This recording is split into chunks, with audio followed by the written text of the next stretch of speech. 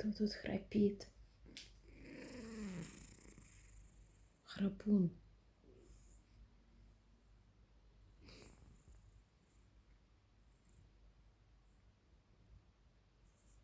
Лежит на мне и храпит тут.